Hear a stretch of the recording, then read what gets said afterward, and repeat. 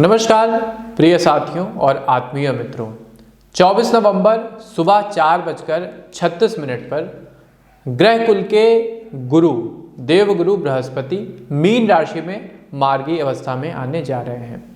गुरु का मार्गी होना जहां 5 राशियों के लिए आशातीत रूप से जीवन में खुशियों के नए द्वार खोलेगा, उन्हें उन्नति और समृद्धि प्रदान करेगा, वहीं 6 ऐसी भी राशियां हैं जो इस गति परिवर्तन के कारण जीवन में नई चुनौतियों का सामना करेंगे। उनके जीवन में कुछ नई दिक्कतें आ सकती हैं।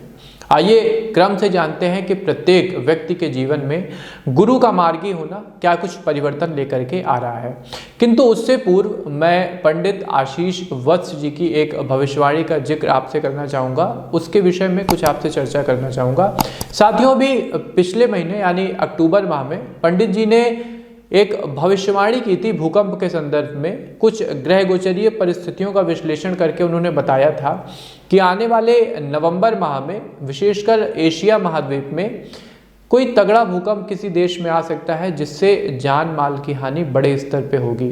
तो साथियों, इंडोनेशिया में जैसा आप सबने न्यूज़ में देखा है कि भूकंप आया है और बड़े स्तर पे जान माल की हानि हुई है। सबसे पहले तो मैं प्रभु से प्रार्थना करता हूँ कि जो भी दिवंगत आत्माएं हैं उनको भगवान अपने श्री चरणों में स्थान दें और उनके परिजनों को ये दुख सहने की शक्ति प्रदान करें। इस समय आप लोग सावधान रहिएगा, क्योंकि अक्टूबर और नवंबर का जो महीना रहेगा इसमें देखिए कोई भूकंप वगैरह आ सकता है, कोई सुषुप्त ज्वालामुखी या कोई ज्वालामुखी वगैरह फट सकता है।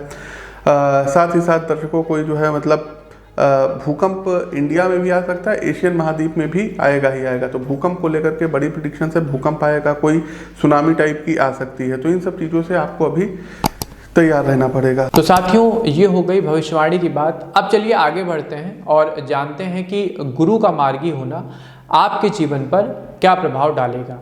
तो सबसे पहले मेष राशि के विषय में बात करते हैं। मेष राशि के साथियों, 12वें भाव में मार्गी होते गुरु आपके लिए मिली जुली परिस्थितियों का निर्माण करेंगे। मिले जुले रिजल्ट आपके लिए रहने वाले हैं। सबसे पहले यदि बात करते हैं पेशेवर जीवन की और व्यावसायिक स्थिति के विषय में, तो मित्रों, गुरु का मार्गी होना आपके लिए वर्क प्लेस पर दबाव बढ़ाने वाला सिद्ध होगा। आपके ऊपर कामकाज का दबाव रहेगा। कामकाज की अतिरिक्त जिम्मेदारी चूंकि आपके ऊपर आएगी, ऐसी स्थिति में आपको वेल मैनेज योजना के साथ अपने प्रोजेक्ट को आगे बढ़ाने की ज़रूरत है। सही से उनका मैनेजमेंट करना होगा। मित्रों, गुरु आपको नए अवसर दिलाएंगे, लेकिन ये बात आपको स्मरण रखनी होगी कि अवसर हमेशा अपने साथ चुनौतियां लेकर के आता है। हर एक अवसर किसी न किसी चुनौती को पार करके ही आपको सफलता का पारितोषिक देता है।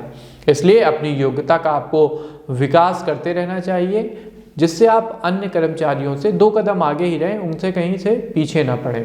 व्यवसाय के संदर्भ में माहौल थोड़ा कठोर रहेगा, स्थितियां थोड़ी प्रतिकूल रहेंगी। आपकी बिक्री उम्मीद से कम होगी, अतः मार्केट में आप मंदी का सामना कर सकते हैं। इसके अलावा यदि आप पार्टनरशिप में साझेदारी में कोई कार्य संचालित कर रहे हैं तो बिजनेस पार्टनर की मंशा को लेकर के आपको थोड़ा सा सतर्क रहना होगा।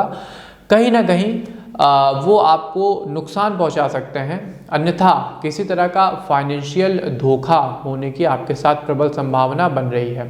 पारिवारिक जीवन के संदर्भ में भी आपको स्ट्रगल करना होगा।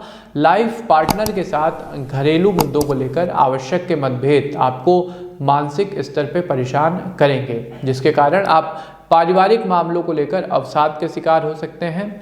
अतः मेष राशि के जातकों से निवेदन है कि अपने ऊपर थोड़ा सा नियंत्रण करें और साथ में किसी भी प्रकार के अवसाद से निकलने के लिए प्रभु की भक्ति करते रहें। तो ये था साथियों गुरु के मार्गी होने का पूरा परिणाम। मीन राशि में देवगुरु बृहस्पति मार्गी होंगे। एक एक पॉइंट पर, एक एक राशि पर हमने बात की। अब आते हैं अपने कार्यक्रम के सबसे आवश्यक पड़ाव यानी उपाय में।